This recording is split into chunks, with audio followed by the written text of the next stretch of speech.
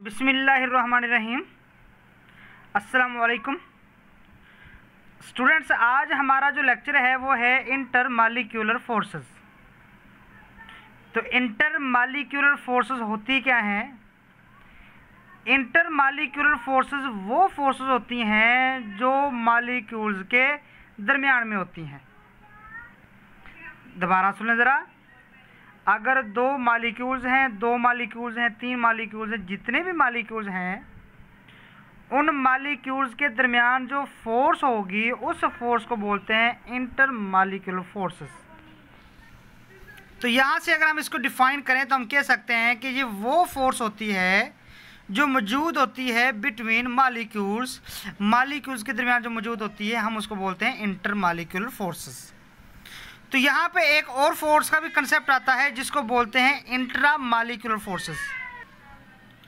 तो अगर हम इंट्रा मालिक्यूलर फोर्स की बात करें तो इंट्रा मालिक्यूलर फोर्स वो फोर्स होती है जो किसी भी मालिक्यूल्स के अंदर होती है, जो मालिक्यूल्स के अंदर होती है, जो मालिक्यूल्स को बनाए रखती है, उस फोर्स को बोलते हैं इंट्रा मालिक्यूलर फोर्सेस।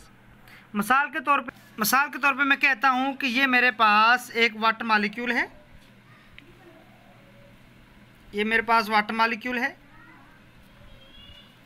अब इन मॉलिक्यूल्स के यहाँ पे जो फोर्स है, यहाँ पे यहाँ पर, इस फोर्स को बोलेंगे इंट्रा मालिक्यूलर फोर्स, ये वाली फोर्स। और ये हमारे पास फॉर एग्जांपल पहला हमारे पास ये वाटर मॉलिक्यूल है। इसी तरह अगर यहाँ पे एक वाटर मॉलिक्यूल है, यहाँ पर, ठीक है, तो यहाँ पर भी एक हमारे पास वाटर मॉलिक्यूल है। अब इन मॉलिक्यूल्स, अगर मैं इस मॉलिक्यूल्स की बात करूँ तो यहाँ पे इस मॉलिक्यूल्स के अंदर जो फोर्स मौजूद है, यहाँ पर फोर्स, ये यहाँ पर जो फोर्स मौजूद है, उस फोर्स को बोलेंगे इंट्रा मालिक्यूलर फोर्स।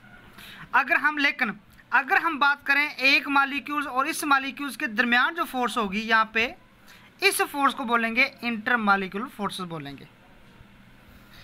तो अगर हम यहाँ पर बात करें कि हमारे पास जो फिजिकल स्टेट्स होती है मैटर की, वो तीन होती हैं, सॉलिड होती है, गैस और लिक्विड होती है। आमतौर पर हम चार का भी जिक्र कर देते हैं, प्लाज्मा का भी जिक्र कर देते हैं, लेकिन ज़्यादातर हम जो बात करते हैं वो तीन की बात करते हैं कि लिक्विड, सॉलिड और गैसियस। हमारा जो तल्लक है वो गैसीय स्टेट के साथ है, गैसेस के साथ, कि गैसेस के अंदर जो इंटरमॉलिक्यूलर फोर्स होती हैं, हमें उनको क्या करना होता है, यहाँ पे एक्सप्लेन करना है। बच्चे यहाँ पे ज़रा देखिएगा कि अगर हम गैसेस की बात करें तो गैसेस के अंदर आपको पता बहुत सारे मॉलिक्यूल्स होते हैं, और वो मॉलिक्यूल्स के अंदर बहुत सारे एटम्स होते हैं, और उन एटम्स के अंदर बहुत सारे इलेक्ट्रॉन्स होते हैं, प्रोटॉन्स होते हैं, इलेक्ट्रॉन्स, प्रोटॉन्स और न्यूट्रॉन्स होते हैं।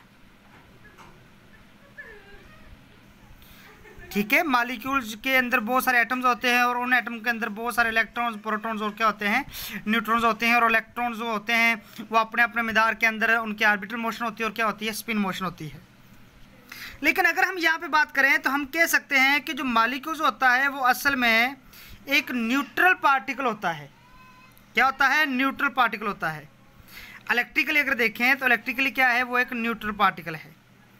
लेकिन अगर हम ये नहीं कह सकते कि जो मॉलिक्यूल्स होते हैं वो एक दूसरे से के साथ इलेक्ट्रिकली एक दूसरे के साथ इंटरेक्ट नहीं कर सकते, ये नहीं हम कह सकते। दोबारा सुने ज़रा, मॉलिक्यूल्स इलेक्ट्रिकली न्यूट्रल होता है, लेकिन इसका मतलब ये नहीं होता कि मॉलिक्यूल्स दूसरे मॉलिक्यूल के साथ इलेक्ट्रिकली इंटरेक्ट नहीं कर सकता, ये नहीं हम कह सकते।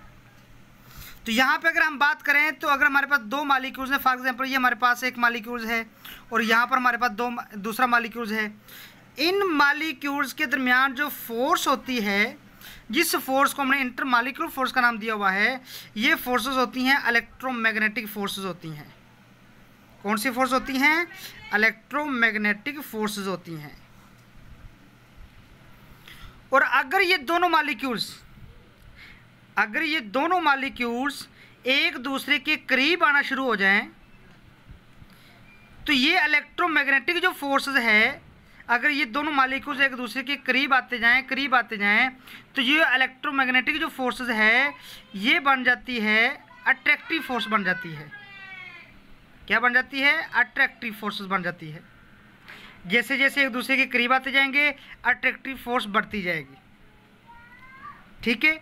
लेकिन अगर ये मॉलिक्यूल्स एक दूसरे से दूर होते जाएं तो यही इलेक्ट्रोमैग्नेटिक वाली जो फोर्सेस है जो अट्रैक्टिव थी इसकी कीमत क्या होनी शुरू हो जाएगी? कम होना शुरू हो जाएगी। हम ये कह सकते हैं अगर मॉलिक्यूल्स एक दूसरे के करीब तरीन आ रहे हैं तो जो इलेक्ट्रोमैग्नेटिक फोर्स उन मॉलिक्यूल्स के दरमियान होगी वो अट्रैक्टिव बनती जाएगी। लेकिन अगर वो अट्रैक्टिव होगी और उसका असर ज़्यादा होता जाएगा। लेकिन अगर वो मॉलिक्यूल्स एक दूसरे से दूर होते जाएंगे तो जो उनके दरमियान अट्रैक्टिव फोर्स है वो क्या होती जाएगी? कम होती जाएगी।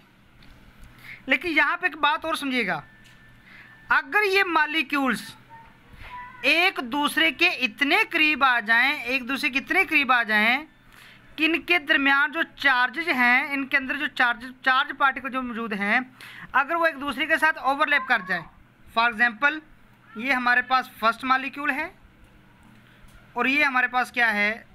Second molecule. अगर वो एक दूसरे के साथ ओवरलैप कर जाएं तो यहाँ पे जो उनके दरमियान इलेक्ट्रोमैग्नेटिक फोर्स होगी वो बच्चे अट्रैक्टिव की बजाय क्या बन जाएगी? रिपल्सिव बन जाती है।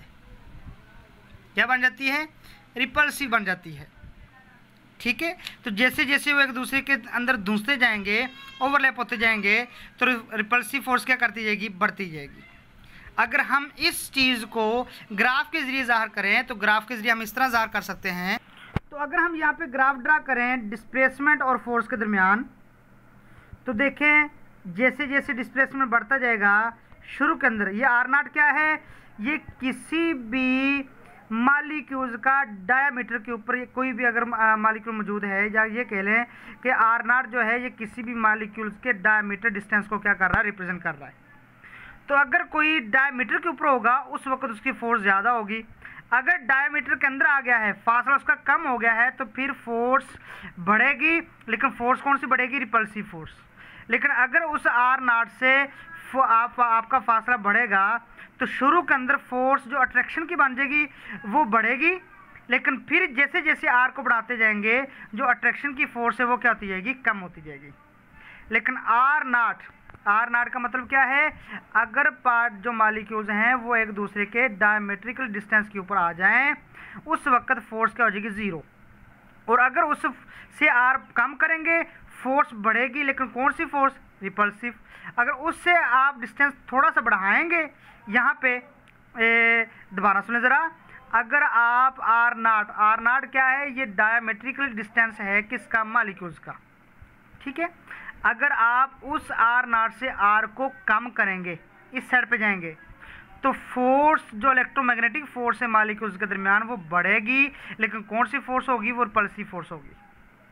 लेकिन अगर आप R0 से बढ़ाएंगे R को इस डायरेक्शन में तो फोर्स फिर भी बढ़ेगी। लेकिन कौन सी फोर्स? अट्रैक्टिव फोर्स बढ़ेगी। लेकिन वो एक ख़ास हद तक बढ़ेगी। तो फिर अगर आप ज़्यादा डिस्टेंस R को बढ़ाते जाएंगे, मॉलिक्यूल्स के दरमियान फासले को बढ़ाते जाएंगे तो अट्रैक्टिव फोर्स क्या होनी शुरू हो जाएगी? कम होनी शुरू हो जाएगी, ठीक है। It is called the intermolecular forces. तो इंटरमॉलिक्यूलर फोर्स में हम जिक्र करेंगे वैन डर वाल्स फोर्सेस का। तो ये आपका नेक्स्ट आर्टिकल है, तो ये भी हम इंशाल्लाह इसके साथ करेंगे।